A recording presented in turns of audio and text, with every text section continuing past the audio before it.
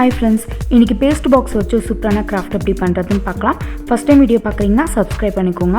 நான் ரெண்டு பாக்ஸ் எடுத்துர்க்கேன். ஒன்னு பெரிய சைஸ்ல ஒன்னு சின்ன சைஸ்ல எடுத்துர்க்கேன். இந்த பெரிய சைஸ் பாக்ஸ்க்குள்ள இந்த சின்ன சைஸ் பாக்ஸ் வந்து ஈஸியா போகுதா அப்படிங்கற மாதிரி பார்த்து எடுத்துக்கோங்க. சப்போஸ் உங்கள்ட்ட இது மாதிரி வந்து வேற சின்ன பாக்ஸ் இல்லனா paste boxலயே வந்து பெரிய சைஸும் சின்ன சைஸும் எடுத்துக்கலாம். சப்போஸ் லெந்த் இருந்துச்சுனா அதை நீங்க கட் பண்ணிக்கலாம். So paste boxலயே வந்து பெரிய சைஸ் சின்ன சைஸ் கூட நீங்க வந்து ரெண்டு பாக்ஸ் வந்து எடுத்துக்கோங்க. நான் இது மாதிரி இந்த ரெண்டு பாக்ஸையும் எடுத்து வச்சிருக்கேன். So first வந்து இந்த பெரிய பாக்ஸை வந்து நான் கட் பண்ற மாதிரி கட் பண்ணிக்கோங்க. இந்த நாலு பக்கமும் கட் பண்ணிக்கிறேன். நெக்ஸ்ட் இந்த பாக்ஸ்ல வந்து நான் வந்து Black கலர் பேப்பர் வச்சு ஒட்டிக்கிறேன். இந்த பாக்ஸ்ல ஒரு சைடு ஓபனாவும் ஒரு சைடு க்ளோஸாவும் இருக்கு. சோ உங்களுக்கு எந்த கலர்ல வேணுமோ அந்த கலர்ல கலர் பேப்பர் எடுத்து நீங்க க்ளோ அப்ளை பண்ணி ஒட்டிக்கோங்க. அப்படி இல்லனா நீங்க அக்ரிலிக் பெயிண்ட் கூட யூஸ் பண்ணி இந்த பாக்ஸ்ல பெயிண்ட் பண்ணிக்கலாம்.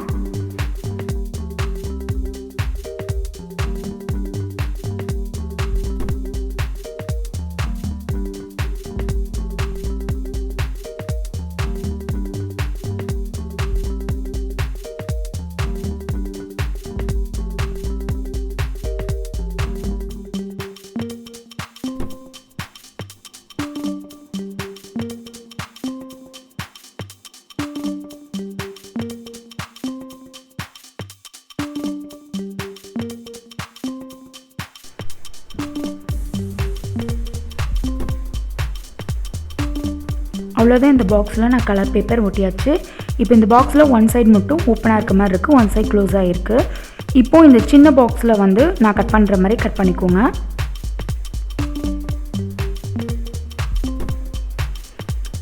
நாலு சைடுல ஒரு சைடு மேல மட்டும் நான் கட் பண்ணி எடுத்துறேன். இது மாதிரி கட் பண்ணிக்கோங்க, மேல ஓபனா இருக்க மாதிரி. இப்போ இந்த சைடுல வந்து க்ளோஸ் ஆகி தான் இருக்கணும். அதனால இதை நான் க்ளூ அப்ளை பண்ணி நம்ம ஓப்பனா இருக்கதை வந்து நான் ஒட்டிக்கிறேன்.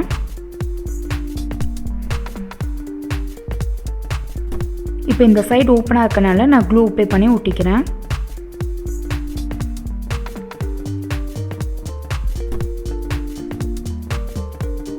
அவ்வளோதான், ஒட்டியாச்சு.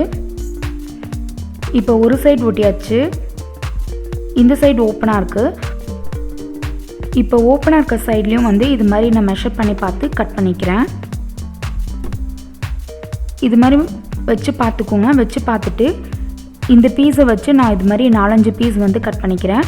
ஏன்னா இந்த சைடு வந்து நல்லா திக்காக வச்சிங்கன்னா தான் நம்ம வந்து இந்த பாக்ஸை ஓப்பன் பண்ணும்போது நல்லா ஸ்ட்ராங்காக இருக்கும். அதனால வந்து 2-3 பீஸ் வந்து ஒன்றா ஜாயின் பண்ணிக்கிறேன். சப்போஸ் இது மாதிரி இல்லைன்னா நீங்கள் வந்து நல்லா திக்கான கார்ட்போர்டு இருந்துச்சுன்னா கூட ஒரே பீஸாக அந்த சைஸ் வச்சு பார்த்து கட் பண்ணிக்கலாம். இப்போ இந்த 4-5 பீஸையும் நான் வந்து க்ளூ அப்ளை பண்ணி ஒரு பீஸாக வந்து ஒட்டிக்கிறேன்.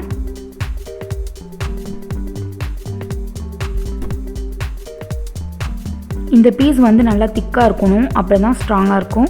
ஆனால் தான் இது மாதிரி எல்லாத்தையும் ஒன்றா ஜாயின் பண்ணி ஒட்டிடுறேன்.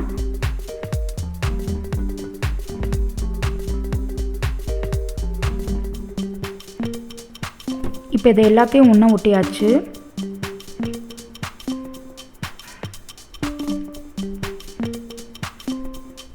இது மாதிரி வச்சு பார்த்தீங்கன்னா இன்னும் கரெக்டாக இருக்கணும். நெக்ஸ்ட்டு இந்த பீஸில் வந்து நான் ஒரு ஹோல் போட்டிருக்கேன். இது மாதிரி ஹோல் போட்டுக்கோங்க. இப்போ வந்து இந்த ரெண்டு பீஸ்லேயும் வந்து நான் Black கலர் பேப்பர் வச்சு ரெண்டுத்தையும் வந்து ஒட்டி எடுத்து வச்சுருக்கேன். இப்போ இந்த பீஸ்லேயும் நான் வந்து Black கலர் பேப்பர் வச்சு ஒட்டிக்கிறேன். அவ்வளோதான், ஒட்டியாச்சு. இப்போ இதுலேயும் ஹோல் போட்டுடுறேன். அவ்வளோதான், பேப்பர்லேயும் ஹோல் போட்டாச்சு.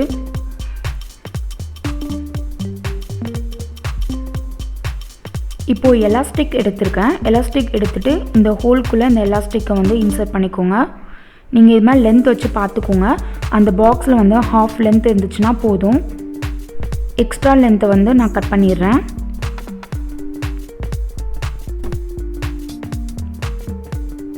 இப்போ இந்த ஹோல்குள்ளே நான் எலாஸ்டிக் வந்து இன்சர்ட் பண்ணிவிட்டு நான் இதில் வந்து நல்லா பெரிய நாட்டாக போட்டுக்கிறேன். ஸோ இந்த ஹோல் வழியாக அந்த சைடு வராமல் இருக்கிற மாதிரி நல்லா பெரிய நாட்டாக போட்டுக்கோங்க.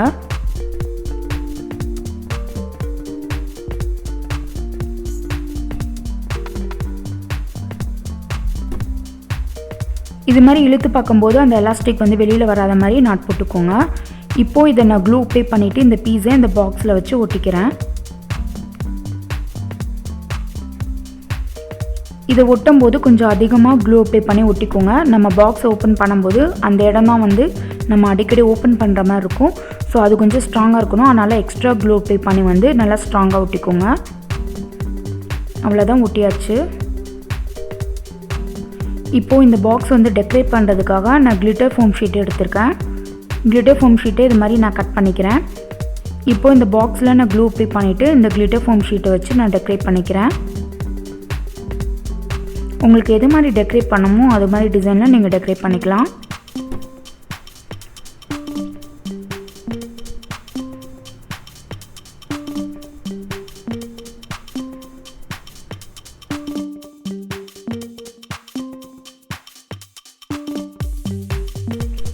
இந்த இடத்துல ஃபோம் ஷீட் ஒட்டிட்டிங்கன்னா அந்த எலாஸ்டிக் உள்ளே போகாமல் இருக்கும்.